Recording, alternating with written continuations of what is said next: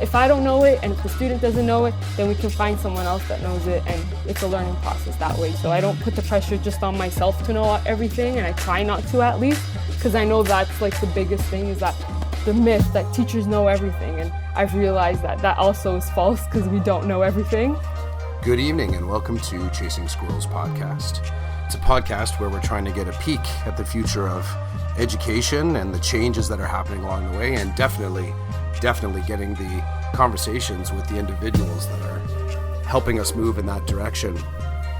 So this is episode 8, and tonight I will be talking with Elif Kaynak. She is a teacher candidate at York University. And in our conversation, I found out that she and I share a similar fire for change in education. And throughout our convo, she often referred to some of the things that she saw in both her elementary and secondary school experiences as kind of being the starting point for her when she receives the full certification of teacher, like building community and connecting classes and differentiated learning. It's awesome to meet young teachers like Elif because she has such bravery and intentionality in her plans that I got no doubt she's going to make a difference when she finally lands her first teaching job. I hope you enjoy the conversation as much as I did. Here's the episode. Hello, good evening. Hello, good evening. How are you? I'm good, how are you? I'm good. So, I want to capture the energy because we just had a great conversation before I hit the record. Mm-hmm. And I knew it's time to hit record because I always love to do that preamble conversation, but you know you're onto something because we chatted for almost like 20 minutes. Yeah, I think right? So I will say anything that you threw down in that, it may come up again. Feel free because no one got to hear that content anyway. So it's going to be all fresh to everybody else. Yeah, awesome. That is awesome. So how about just on the front end, before we actually get to some of the convo stuff, just kind of throw down what you're doing right now, who you are, what school you're at for the listeners. Okay. So I'm a first-year teacher candidate at York University. My teacher bowls are history and geography, and I'm placed in a high school, so I'm in grades like 10, 11, and 12. But I'm in an art class, so I'm in like a photography class, an illustration class, and a grade 9, like I believe it's the intro arts class. So it's quite interesting right now. I'm going through a lot of teachable moments, I guess. I want to just backtrack for a second because approximately looking at the counter here, let's say 56 seconds ago, mm-hmm. I believe you said geography mm-hmm. and history. Mm-hmm. Yeah, and you are teaching in what classes? In arts, so visual arts. So I guess here's what I love. I love that teacher candidates are so open to that. It's sort of a modern learning approach that you have the bravery and you have the energy to teach outside your teachables.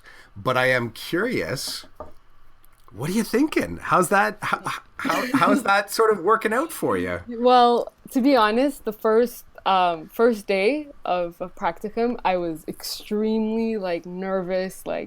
I was really I had anxiety. I was not looking forward to it because I knew that I was going into this art class. And now that, when I look back on it, I was like, I didn't even take art. How am I supposed to know? I don't even know how to draw properly. So I was really lowering my confidence on that. But as I started to move through it, I realized how, it's not just art that the students are, it's not just the concept of drawing pictures and, making it look nice. There's so much more to art than that we know about, I guess, that I actually knew about. So it's quite a different experience and a learning experience too, because I'm learning with my mentor teacher who's teaching and doing all this stuff, but I'm also learning with the students, and I feel like they have taught me so much about art and illustration, photography. It's been a cool experience in that sense, and that I'm learning something that the last time I learned about it was in like grade 9 because it was a mandatory course I had to take. So now it's a different spin to it. That's remarkable. It's Hmm. I will tell you that is a little bit like the new normal Yeah. in Yeah. in secondary. That's where I teach as well. Hmm. My program I work with students that are on suspension or expulsion, Hmm. and often the student that is coming to me, the course that I'm supporting, so if a student is relocated to my program because they've been suspended, Hmm. I continue with the curriculum that the student was doing at their school. Oh. That's fairly Yeah. straightforward because I get the tasks from the homeschool teacher and I support the learning. I do a lot of real time, in time, same time learning as the student. The ones that become more complex are the students that are expelled. Yeah. And when a student is expelled, the homeschool no longer supports their courses. So that student, if they happen to be doing 12U physics, well, I have to figure out whether or not I can learn that up in a hurry. Yeah. So I have a deep respect for your current situation. I also have a deep understanding of the challenge of wanting to be that teacher, wanting to Yeah. sort of telling yourself, I can do this. I can do Hmm. this. I can do this. It's all that different emphasis on each word. I can do this. Yeah, I agree. So I agree. let me ask you something though. History and geo, Hmm. if you were going to mix it, if you were going to mix that background, it just kind of strikes me like it kind of works for art, doesn't it? It does. It does. And that's what I was like, gonna get to as well because the first like couple weeks of each course they actually learn about like the history of art and um they learn about like famous artists and like all this kind of stuff. So it does go hand in hand. Um the cool thing is that my MT she focuses a lot on like project based learning, so she does a lot of projects and it's not so much learning about the theoretical stuff about it and all that kind of stuff. So it's more hands on things that they do, which I appreciate and I enjoy because I feel like that you get a really good learning experience from that. But like I said, like I guess I'm only an hour ahead of the students in the learning process, and sometimes I'm not even. I'm in the same level field as them. Is that so where do you feel like where do you feel that being an hour ahead, do you feel like what is it that saves you? Is it your quick mastery of the content? Are you really diverse in your learning skills? Are you just a sort of like a quick talker, like, hey, we're gonna figure this out? Let's and you kind of split it up, like, hey, group one over there, you go on Google and you figure this out, or in group three over there, like, what's your tactic to sort of make it through those moments? Because that can be kind of stressful.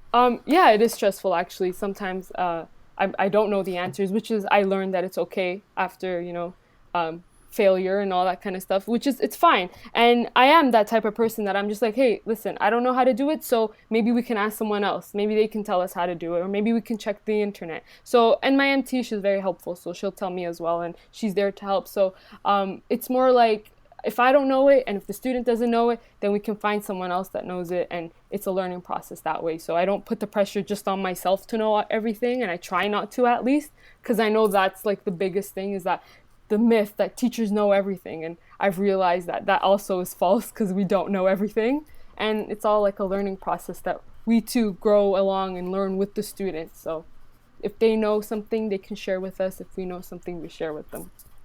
I love it. Yeah. The term that's being thrown around right now, you talk about the co-learning, right? Mm-hmm.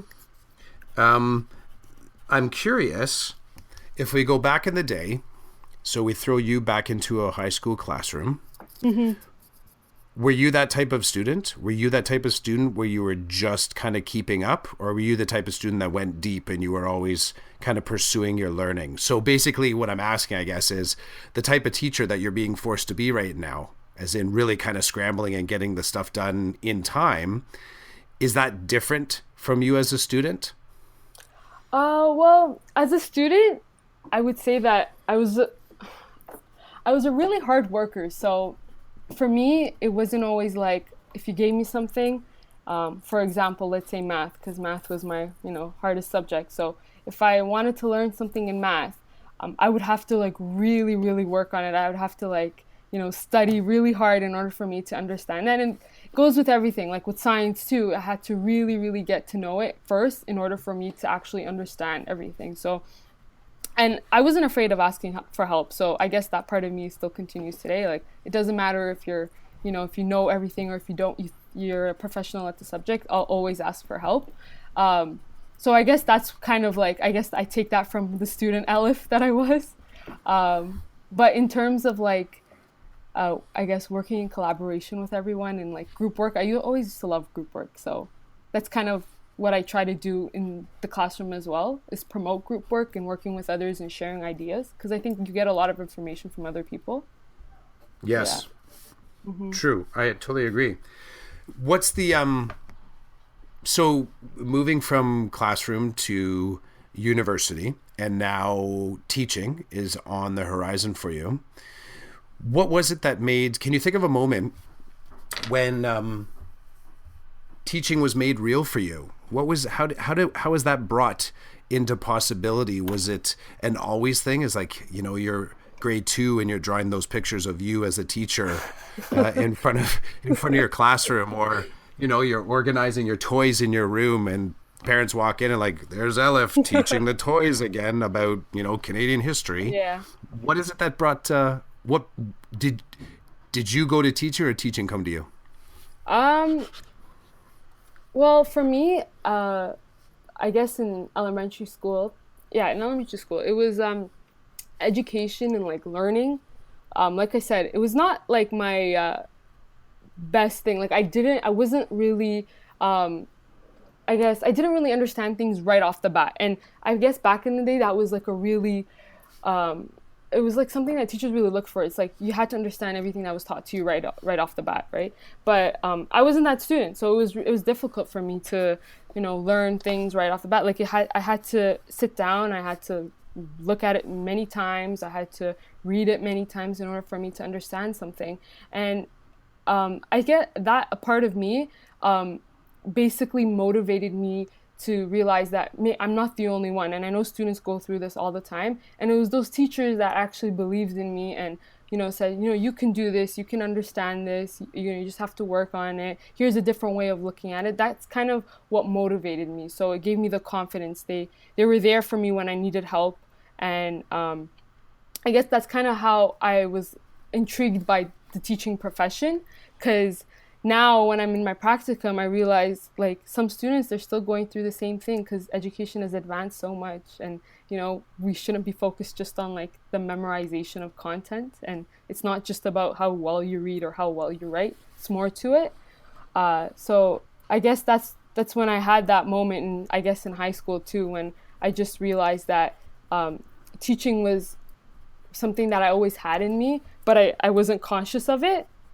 And I have little siblings as well, so I was kind of always their tutor in school. So I always helped them out, and I have like other family friends who are have younger kids, so I've always tutored and I've always been around younger kids and even older kids. My parents, they came from Turkey, so they immigrated here, and I always had to do like, and I still to this day I do a lot of like the paperwork and stuff, and their bills and this and that. So like it was always a learning process for me. So I was always learning something new, whether it was in school or outside of school, or I was teaching my parents or I was teaching my siblings. So it's always been there. Teaching and learning has always been a part of me, I guess.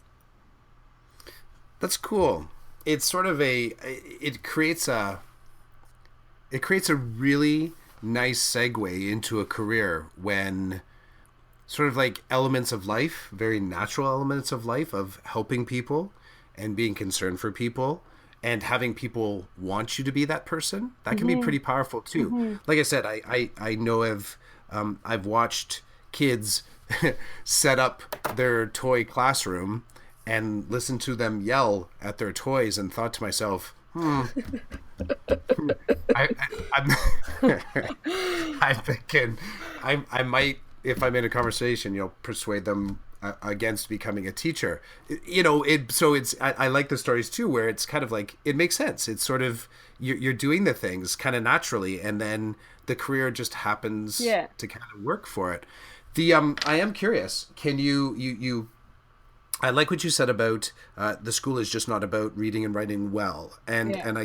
I commend you for sort of speaking so honestly about a little bit of the struggles with learning, and that expectation that you noticed that there was something about the education system that, like, you felt compelled, or yeah, basically you have to get it the first time. Yeah. Yeah. Can you go back to a moment, and it could either be at university right now, or calling out one of those teachers that did a really great job to slow it down for you? Do you have an experience that kind of turned it and you thought, you know what, this is kind of different. I like this teacher's approach. I can kind of work with this. Yeah. I had my grade 7 teacher, and she was awesome. She's a really, really nice lady, and I'll never forget how I guess she really believed in me. And I say this because I feel like when you talk to someone, and when you make a connection with someone, you can actually feel, like, I have this feeling, like your instinct, that they actually feel for you, and they're confident in you, and that kind of gives you the confidence to do well in what you're doing. And her approach was just with me all the time. She's really patient, and she listened to me, and she actually cared. And she didn't put me on the spot all the time, because I hated that. Like, when you put me on the spot, and I had to think of an answer right away, I don't have the answers right away, so I had to think about it. So she always gave me the time, and she was patient with me. And I guess that's kind of what motivated me, and actually gave me encouragement to learn better, and to actually realize that I had other potentials other than just inside school. Like, I did a lot of sports in elementary school and high school, so I was very like active in extracurricular activities. So I guess if I wasn't really confident in the classroom, or I wasn't doing my best in school, I found my happy place, and somewhere where I excelled better in like sports teams that I was a part of. Like, I used to play basketball and volleyball and soccer, so that was kind of like my go-to. Like, yeah, I didn't learn, maybe I wasn't really good at reading, or maybe I wasn't the best at writing, but the social skills and the skills to communicate, leadership, teamwork, I found it outside of the classroom. That's awesome. Yeah. I think that's pretty remarkable. That I think it's remarkable that you're reaching back to grade 7. Um, but I think I can say the exact same thing. It's also remarkable that you're reaching past high school. And without any details, did you find that in high school, was it more difficult to find that same kind of connection at all? Just nothing specific, but Yeah. was that the one in grade 7? Like, that was the teacher that's just locked right there that really got you? I Did would, it? yeah, I would say that she really got me, in a sense that she gave me like I said, she gave me the confidence that I can continue on in throughout high school. So I was able to, I guess I believed in myself more, and I had the confidence, like I wasn't feeling a doubt. So that made me have better connections, and I was able to, I had really great teachers in high school too. And I just feel like that was kind of like the turning moment. Like, grade 7 was that moment where I just like it changed everything for me, it changed education for me. So Yeah. that's No. why I go back to that. You know what? That's powerful stuff. Yeah. Did you want to say? Did you want to like I said, we have thousands of people that are going to hear this. Did you want to Did you want to name names and Oh say a yeah. thank you at all? Like, Yeah, go ahead. sure. Like, Her name was do it. Miss Milcherik. If you're listening, you're awesome. And you know what? It's one of the things that in sort of in me starting up this podcast, in me existing on Twitter, me sort of doing the blogging and writing on my own blog, the thing that I have learned, and I've just sort of come to accept this, is that there's, and I learned this from somebody else that I talked to on this podcast, a guy named Royan Lee, and he said that when he first started connecting in social media, it was about trying to find that new room that everyone was hanging out in. So you're constantly seeking and kind of showing up and like, what's going on here? And it's sort of like, it's fun, and you're not really thinking necessarily about the relationships part of it. and he introduced this concept to me of sort of like digital dualism, and Yeah. just in a nutshell being, what you're building in your actual life can have it, and if you're intentionally building positive stuff in your actual life, that you can do that same thing in your digital life, if you're consciously and intentionally connecting in digital spheres. And the thing that I have learned through this podcast and talking with cool people like you and other people that I've included in my PLN is that you can actually build really great digital relationships that they are real. Like you actually Yeah. feel that Yeah. connectivity. Mm-hmm. There's another guy that's connected with the On Ed mentors. His name is Roland Chidiak. And Mm-hmm. I had online connections with him, conversations, and we got to meet in real time. And I will tell you, when I got to meet him, I kind of started a little bit like a fanboy. I was like, "Oh my God, I heard your podcast. You're so smart."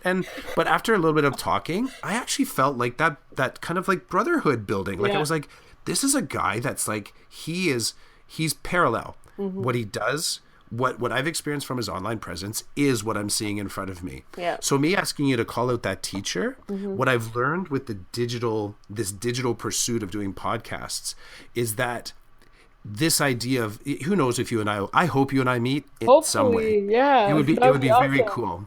Yeah, It would be very, very cool. If we don't, I expect that we're going to stay connected digitally. of course. But I will tell you, it's small steps like this that mean that when we do meet, we're going to have a ton of stuff to talk about. Yeah, yeah, you're completely right, and I completely agree with that too. Because I feel like social media, it's a really great platform when it's used correctly. So there's a lot of sometimes there's a lot of negativity around social media and the use of social media, but when it's used correctly, it's outstanding. You can do so many things with it, and like what we're doing now is building our PLN, and I feel like all the mentors and all the teachers that I'm following are like my personal, like, MTs. Like I can go to any of them and just be like, hey, I have this question, and Isn't it it's awesome? it's Like awesome, and you really. won't have anyone judge you, or you won't be like, who's this girl trying to talk to me? Like it's an open space, and I feel like it's great for what we're doing and the way we're trying to expand and learn from each other.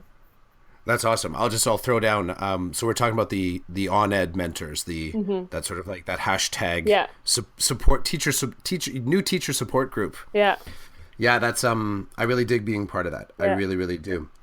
Okay, let's swing to your to the current, to the right now. Hmm. So right now you're in practicum.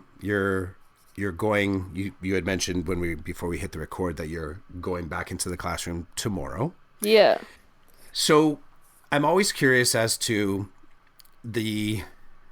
I guess it's a little bit like the difference. I can remember back being in the classroom in my homeroom. I don't even remember what it's called. My teacher is a gentleman named Michael Tudor. He was phenomenal, just phenomenal, so balanced, so poised. Hmm. It seemed like he knew everything. Like he was the every teacher that I didn't even know existed. Like he could, let's talk about science, let's talk about just wellness, let's talk about fashion. Like there was just, That's awesome. yeah, like what homeroom teacher, right? It's almost Hmm. like being on a varsity team. You could do any position. Yeah. So, but I can remember some of the conversations that I would have with him, which felt really diverse and really energized. And then I would go to practicum.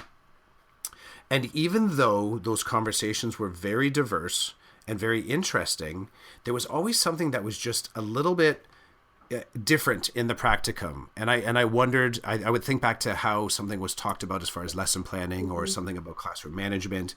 And then you arrive in the school Yep. and it's different. Yeah.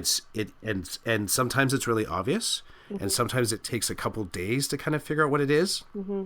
And then you do all that reflective stuff, and you get back, and everyone's like, "Oh my gosh!" Everyone has their story about their practicum. Yeah. So, what is it for you? I guess what is it for you personally that's very different when you're on site versus when you're learning about getting to your practicum? Does that make sense? Yeah. Yeah. Yeah. Okay. Well, I want to throw it out there. I feel like the faculty does an amazing job at trying to prepare us, but there's only so much that you can actually do, and there's always that disconnect. So when you get into practicum, you're like, "Whoa, I was not expecting this," because yeah, I have to admit, like everyone has expectations sometimes, or you have this, I guess, judgment going into like a school, or you feel like you expect something from it, but um, that's something that we all have. But when I was going into I guess my practicum, I was just like kind of very like a lot of things. Well, for me, I learned a lot of theories. So everything has been like theory based. You know, you're learning about this and you're learning about that, and um, the act of actually doing is doesn't come all easy once you've learned about it all. So I felt that was kind of hard sometimes. Like I learned about the theories, but then when I'm in the classroom, it's kind of something else. So uh, I've just kind of been struggling with that and trying to find the balance between what I learn at the faculty and then what I learn in practicum. Because schools they're hectic. Like, you know, sometimes you can have really crazy days, sometimes you can have really awesome days, and you never really know what's gonna happen. So that's one of the things that I'm trying to figure out is really the balance in between both right now is what I'm learning and then what I'm trying to learn at practicum. I can remember I had I don't remember the name of any of the classes, but I had one of the classes that I had to take was about, essentially was about course design. And we spent a lot of time in the ministry expectations and building course plans and kind of working through what a unit. And when I came into faculty, as a candidate going into faculty, I came in as a tech teacher. So I mentioned before that I'd been involved in hospitality all through my career. So that was my path in. I had an undergraduate degree as well. I had some drama and some psychology and some anthropology. So when I came in as a tech teacher, my classes it was populated with different tech teachers. So my cohort was estheticians and mechanics and electricians and plumbers, and we're all in the same classroom. And basically what that came down to is when we're doing a course plan, we would design something called it's an integrated technology course. So it's a grade 9 course where you could have different technologies in it. So you could almost imagine a grade 9 history course, let's say, that would have a little bit of Canadian history, Yeah. a little bit of American history, a little bit of like future history. I just made that up, but it sounds real cool. Future history, eh? That's a total course. I would love to teach that. Probably will. I shouldn't say that. Some Probably. kid's going to show up next year. Yeah, if I'm doing future history, I'm like, whoa, that's And current. he was probably So, listening to the yeah, podcast. yeah, exactly. Yeah, I'll have to talk to him on the podcast. So, the challenge there was that in designing these very technical, and we all felt very smart for sort of putting these together and making, like one group is sort of how are we going to build a course that has like cosmetology and auto mechanics and design, and we're sort of putting together these crazy things. And then, you sort of bring that idea to the school and you realize the thing that you create in a bit of a bubble, it's a lot more difficult to sort of Yeah. make that happen Yeah. Yeah, in I the agree. classroom. Can you pull out a certain thing that, a particular activity or a theory or a tool that you tried to use that you're just like, yeah, I got to put this back on the bench for a little bit longer. Well, for me right now, I'm not teaching, so I don't have like a teaching block that I'm actually teaching. I'm more Oh, gotcha. yeah, so I'm more I'll take moments. Well, she'll give me some moments where I can actually like lead a discussion or something like that. So I'm not really teaching. That's like my next year. That's why the program is 2 years. But Gotcha. I've had moments like that. Whereas in I make a lesson plan, or I discuss the lesson plan with my MT, and she'll be like, oh, this might not work because we have this student, or this is not what we're learning right now, or I have it all planned in my head, but it doesn't go as to how I want it to sometimes, which is fine. I mean, it happens. So I guess, yeah, like in that sense I do agree, like I've experienced that as well. I guess one of them is like classroom management, which I Yeah. know it's like a big thing. It's hard to get that nailed, and it's practice, and you need lots of experience for that too. So it's something that comes with time. But yeah, that's kind of where I'm at right now. I'm trying to find the balance. The classroom management is interesting because it is the thing that no matter the amount of neuroscience that you learn about, the developmental changes of teenagers or whatever report you decide to read, no matter the course that you're teaching or the grade 9, 10, 11, or 12. What I've always found is that that is all important information, but every class, every kid connect directly. Yeah. Yeah. And that's it. And it really does come down to the legwork spent. And some kids, it'll take a lot more. Some kids will not connect until the end. Some kids, they won't connect until, you know, you think back and you're like, oh my gosh, like just that kid, I couldn't get to that kid. And I'm so happy that kid's, you know, moved on to the next course. And then you see that kid in the hallway and they're like, yo, Clough, how's it going? Yeah. And then they walk past, you're like, I totally loved his class. You're like, really? Yeah. Really? You loved my class? I'm like, I wasn't catching that vibe, buddy. I wasn't catching that vibe. Yeah. So it's like every kid, every class, as direct a connection as you can make, and there's no shortcuts. Yeah, no, I agree. There isn't. Yeah, and that's basically that's exactly what I've been learning in the faculty too. Is actually like just to make those connections with students. Like we all, even as teachers, we all come from various backgrounds, you know, experiences. We have different knowledges, so we have to, I guess, take some time to actually listen. It's not, like I said, it's not always about, you know, putting out content for students to learn. You kind of have to like get to know them and actually realize, you know, where are they from? Where are they coming from? What do they like? What do they dislike? Yeah, and like you said, it takes time. So I guess that's what I'm trying to build now too in my class, in my practicum class, is trying to build those relationships with the students and trying to figure out how I can have like a nice conversation with them. What do they like? What do they dislike? What can I present to them? Like we're doing this whole the doodle a day hashtag. So awesome, eh? I love it. Yeah, it's really great. So I was thinking maybe tomorrow I can go into my practicum and actually you know, show my teacher some of the prompts and maybe have the class do it as like a minds-on activity firsthand. So I think it'd be kind of cool, yeah, to do that. So yeah. It's a great idea. Yeah. And you know what? So let's just pause for a second. Look at what you did. You're drawing from your PLN, which you're actively a part of. If you were to, and you're gathering something inspirational that I'm going to take from, like, you kind of dig it. Like you're looking at like, this would be kind of cool. Yeah. And you're like, this would be kind of cool if I could do it in class. Yeah. You're like, I hope you say your MT. Yeah. Is that, what's that short for? Mentor teacher? Yeah, mentor teacher. Yeah. So that the mentor teacher goes for it. But it's a great minds-on activity. It is. And there's so much that you can find from your PLN, your digital PLN that way. Yeah.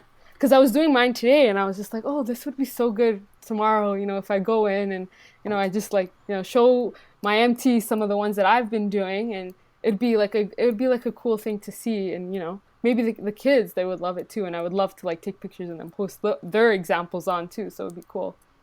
It's very cool. Yeah. I'll share with you. I can remember a few years back. Do you remember just coming up to the Christmas break? We started to have rain and ice storms. It was maybe 3 or 4 years ago, and it got pretty bad. Like where there was just enough rain and just enough melting and just enough freezing that, you know, trees look like they look like crystal sculptures.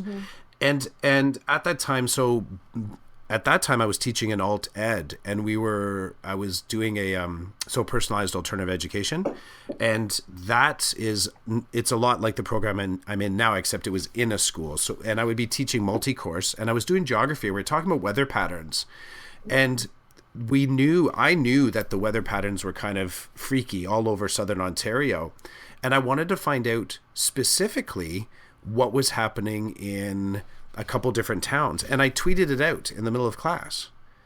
And while we were in class, I was able to connect with someone in each of the towns that we were talking about and find out exactly what their backyards look like. That's so cool. And they posted pictures, and then we took each of those places where the Twitter info came from, and then we kind of put it on a map, and then we looked at that map in relation to where the weather patterns were happening. So we had about 75 minutes, and we actually saw how the storm was moving, not from the, you know, like on the TV or AccuWeather or the Weather Network, but by actual accounts of people that were kind of going through it right now. Yeah, that's awesome. And I will tell you, so right now you're grabbing stuff from the Twitter sphere. Yeah. kind of outside the bells, think of how powerful that can be as a tool inside the bells. Yeah. Yeah, you're right. You know, It's cool. so it's just a Yeah, it's cool. And like I said, like the use of Twitter right now, it's been crazy. Like it's been really good. I've been able to learn a lot of things and for myself, and like the doodle thing, like to, take it into the classroom and to actually use it as a teaching tool. It's great. I feel like a lot of teachers can do it, and it's easy, right? Like it's not something that you really have to like think about because it's a doodle. And I was I was thinking to myself, I'm like, I shouldn't be overthinking this, which is something that you usually do because you overthink things sometimes, and you're like, oh, is this great or is this good enough? And that's something that I go through. So it was kind of interesting that the doodle thing is kind of like, just draw whatever you want, and if it's good enough for you, then you should just post it. Well, I'll tell you, the gentleman, again, that's Royan. So Yeah. Royan Lee's the one that kind of got that ball rolling on that. Yeah. And I'm just looking at your doodle for today. It's a good doodle. Yeah, I was just like, I'm like, I should do something related to International Women's Day and then something related to love. So put those together. No, it looks great. That's a great doodle. I can, and part of it is, it's learning in the open, Yeah. and it's like you're putting it onto a teacher's desk. That is the best teacher's desk you could ever have, because everybody in here is just like, I don't know what I'm going to do with this, but I'm going to throw it down. And they're so diverse. Mm-hmm. It's a great example of differentiated outcomes. Yeah. We have a common theme. We have the title, the doodle a day. We have the desk that we handed in on, the hashtag. We get the theme design, and you have people so willing to go for it. Yeah. My own kids are actually doing it as well. So, Yeah, I seen them. That's awesome. yeah. It's great. Yeah, And- and like the cool thing is it doesn't really have like an age group specific or like a subject specific, which is awesome. It targets everyone. And everybody's going in, like some people's, like I'm like, wow. Yeah. And sometimes it's wow because of the concept. Sometimes it's wow because of the skill. Yeah. Sometimes it's wow just because it's out there. I'm like, I have no idea how you could have ever connected those things, but it's just Yeah. remarkable. I agree. And simple things can look amazing. Mm-hmm. Yeah. I have to sort of avoid the Twitter, otherwise I'll lose track of the conversation. So before I shift to the next chunk here, in your practicum, I can remember back when I was assigned the practicum, I had a list of people that I had to talk to, and I had to write some reflective papers. I had to interview some people. Again, you're at a different faculty than I was. I went to U of T, but that was part of the mandate of the paperwork. Okay. Is there anyone that you're thinking to yourself, it's not necessarily someone that you've been assigned to talk to at your practicum, like go talk to the guidance counselor, head of guidance, or go talk to student success, but in your mind, when you get to that school, is there anyone that you're thinking, man, I gotta talk to that person, I have to make a connection with that individual? Yeah, well, they always say this in the faculty too. It's the principal or the vice principal, and that's where they tell us, they're like, go get yourself known, let them know who you are, what you're doing, where you're coming from, and try to have a conversation with them. Have them maybe try to sit in one of your lessons or see you do something in the classroom. So those are the I guess the targets that they tell us to go for. And Yeah, for sure. yeah, because at the end of the day, like I'm going to be graduating next year, and yeah, I'm going to be in the job market looking for a job, and we all know that it's very competitive and it's very hard. So that's what they tell us to do, I guess. And that's what I try to do, but I understand that they're busy, so we don't always get to speak. But when I do get the chance to see them, I'm like, hey, how are you? How's it going? Try to create some conversation so at least they know who I am and that I'm at their school.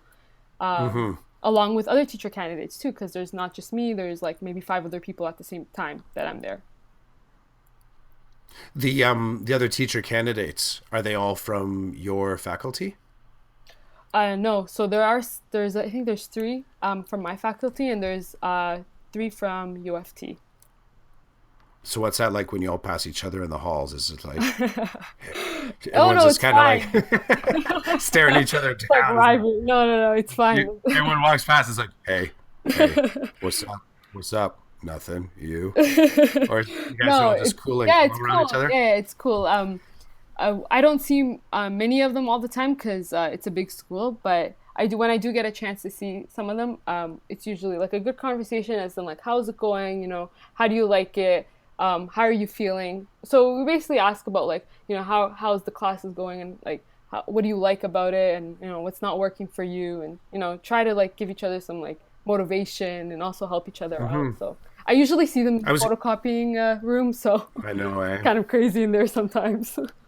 I was going to ask you actually if you look at them as part of your PLN. Yeah, because I've some of the conversations that you have with people, like even though it may not seem like it's a PLN or you're learning from them, you actually are. So even the shortest conversation, like someone will say something to you and it'll just spark an idea for you, and you'll get something out of it. So I was talking to this another girl, and she was actually teaching history, so she was with the history teacher at that school, and she gave me some resources, some worksheets that her teacher had given her. So I'm like, oh, this is awesome, thank you for giving me this, and I can use it next year or whenever I need to. So it was a good network that we had together within that school. Perfect. Yeah. Good for you. I would say it's important. I don't think there was any. I don't remember back. There were no other teacher candidates in the school when I was there, because I went looking for them, and it was funny. I could remember asking my back then it was called my associate teacher, same Yeah. as your mentor. Yeah, we can call them associate teachers. Oh, can you do that as Yeah. well? Yeah. So I remember asking, are there any other candidates? And there was just a strange look on the face. It was almost like, well, one, they didn't know. So I went and asked the administrator, and there was no other one. But I got the sense, like, when I went back, and you sort of talk with your faculty mates when you make it back to your homeroom and back to, Boise or York, that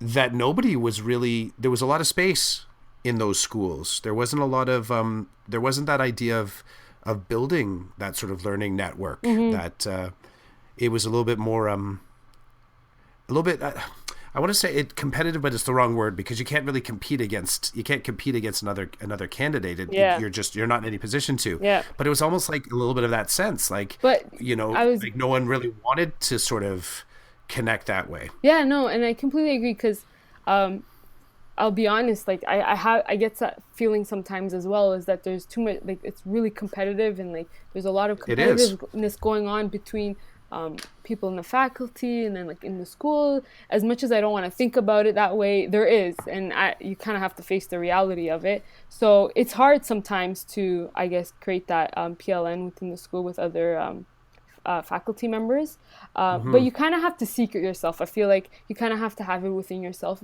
to go and search for those people or talk to those people. Sometimes it's not easy for other people to start up a conversation, so maybe you can start up a conversation. So Yeah, for sure. yeah, so like the competitiveness is definitely still there, I would say, but that's just the reality of it. Yeah, it can be, right? Yeah, And exactly. everyone's sort of hyper aware Yeah. when you arrive in the class that eventually this is going to result in a job. Yeah. So how do I stand out? How Yeah. do I Yeah. kind of make it known what I kind of represent? Which, and I feel like with Twitter and social media, I feel like that, like I was really nervous about the whole, like, the job thing. Like, I have to get a job at the end of it, or, how am I going to get a job at the end of it? Like resumes, cover letters, yeah, all those things are really important. But I guess with talking to more people and interacting with more teachers and like people who are new to the profession and people who've been in the profession for a long time, I realized that everything takes time, and it's like all a learning process. If they put me in the classroom right now, I would be like, oh my gosh, what do I do? So I'm happy that I'm in this. I guess the faculty has made it 2 years, I guess, in that sense that you have time to develop yourself and you're not just thrown out there, teaching a class on your own. So it's I guess that time that we have off, like the summer, for example, like I'm trying to think of things to do in the summer that I can like develop my own PLN, like do something maybe interesting or something different, and something that I can bring to the classroom next year. So I'm trying to like think of new ways and different things to do to develop my own learning. Yeah, it's I'm I'm sort of unnaturally and unreasonably jealous of the position that you're in, because I think back to when I was in the exact same place and I didn't feel like I had any opportunity to develop my craft except when I was in that associate teacher's classroom. Yeah. And I think about right now, someone in your position, having connections to a digital PLN and just the pathways that that opens up. And like, we can't put a better shine on this. Like, this is a global teaching community that you're associated with. Yeah. There was no such thing as me connecting with a global teaching community when Exactly. I started 12 years ago. Yeah. So the experience that I had was slightly siloed, right? So that sense of competition was a lot more enclosed.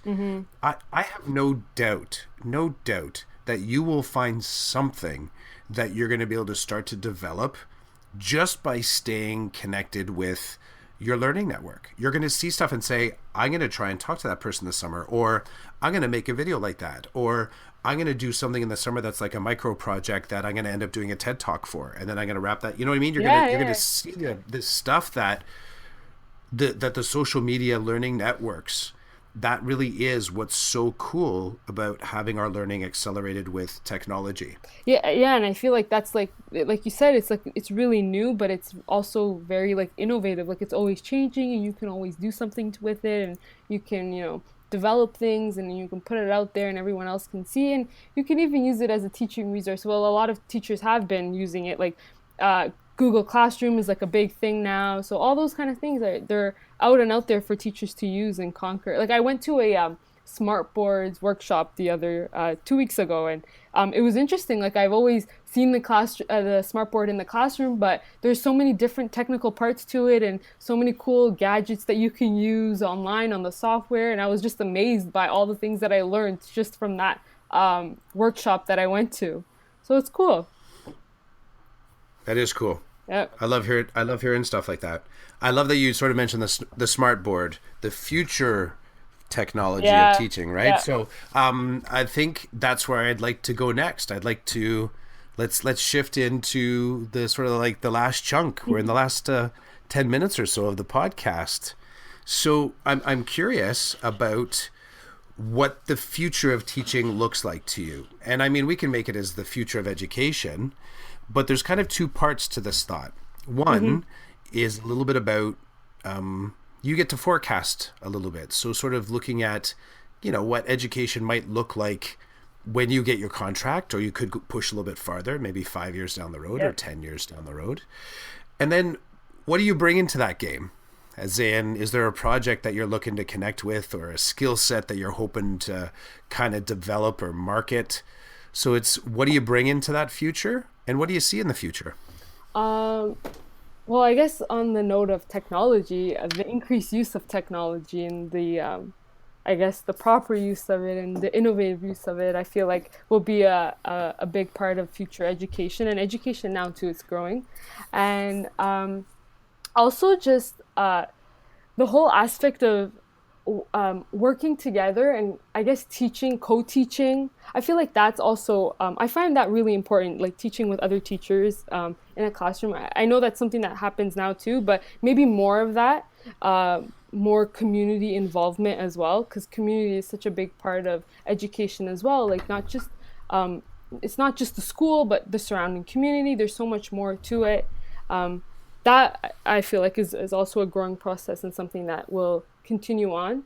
And the second part of the question was what I will bring to it is I guess I hope to I guess I hope to develop that sense of community within that classroom, so that teaching and learning isn't just about what I experienced in my education. So like in grade 5, it wasn't just about like memorizing how to read, or not memorizing the multiplication table, and learning all that kind of stuff. It's more like, even if I don't get it, or if I don't understand it, there's someone there to help me, and it's not just the teacher that's going to help you, but another student can help you, or another classmate can help you, or an older student can help you. So really trying to build community within the school, and not just have it like secular in that classroom is just mine, and the students are just there just to learn for me, that's not how it should be, and that's not how I hope that it won't go towards. I think that's a profound statement, and I it is because um, education right now is wrestling constantly with that idea of open doors to classrooms, um, cross connecting curriculum, Yeah. that cross pollination of ideas in real time. So it's, how do we access each other as educators in real time when our English curriculum leads us to a question about history, or history curriculum leads us to a question about numbers, and then the numbers lead us to a question around art. And Yeah. it's, if you are coming into this expecting that you are going to be a part of that openness, dude, I'm excited for you, because I think Yeah. that open-mindedness will serve you well. It will. And I think that's something I have within myself, is that I try to be open minded, because I feel if you're not open minded, then you're gonna be in that, like, I guess, disappointment all the time, right? You're not gonna really be happy with what you're doing, and you don't want, like, you don't really need a teacher that's not happy, because that reflects on, how you teach and how the students feel at the end of the day. So openness, I feel like, will conquer more than being closed and being secular just to, like, what you know. So I feel like we can all grow in that sense. It's not easy. I'm not saying that's another thing. I know this is not easy, and I'm looking into the future, but I think it's a process. It's not impossible, but it's a process that could work. Yeah, there's nothing, I would say, and there's nothing easy about teaching. Yeah, There's nothing exactly. there's nothing Exactly. easy about education. The trapdoor sometimes is that when it does get easy, sometimes that might just be the trigger to say, I need to switch something up. Yeah. Mhm. I need to mix it up a little bit, because the closer you get to autopilot sometimes, that's when you start to feel a little bit like your teacher's soul is just kind of like, Mhm. Mhm. it's just kind of going down a bit. So Mhm. totally agree with you. It is not easy. And I don't know if I've ever heard a teacher sort of declare that out loud. You don't often hear that That it one. This was. job is so this job is so easy. I love it.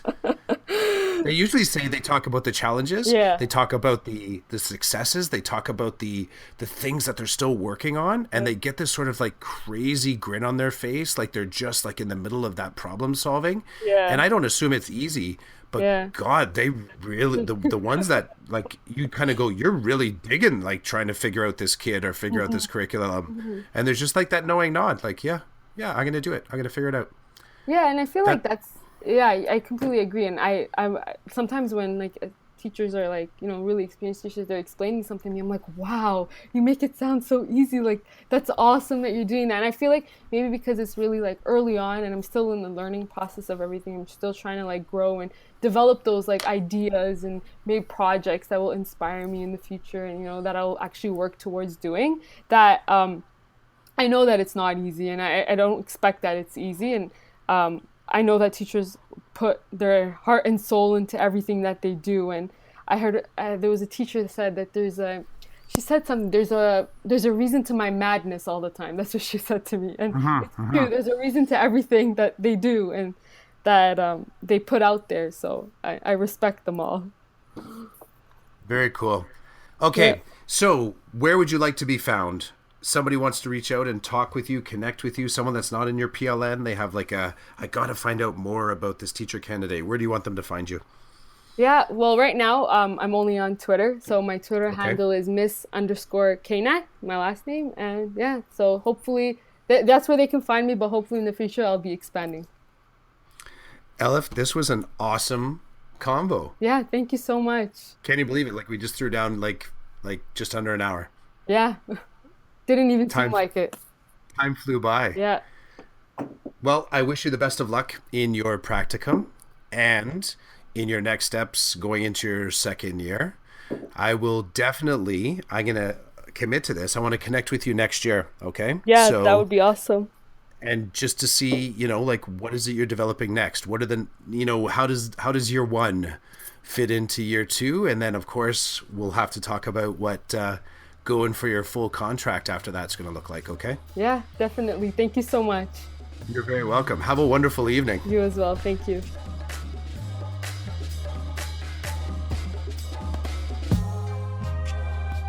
If you enjoyed what you heard on this podcast, please go to iTunes and subscribe to Chasing Squirrels. You can follow me, Chris Clough, at Chris J. Clough on Twitter. You can also find me on my blog, and that is Go Beyond Binders, and you can find that on Blogger. Please leave comments. Please connect. Please reach out. I'd love to talk to you if you want to be on my podcast. Hope you have a great evening. Take care.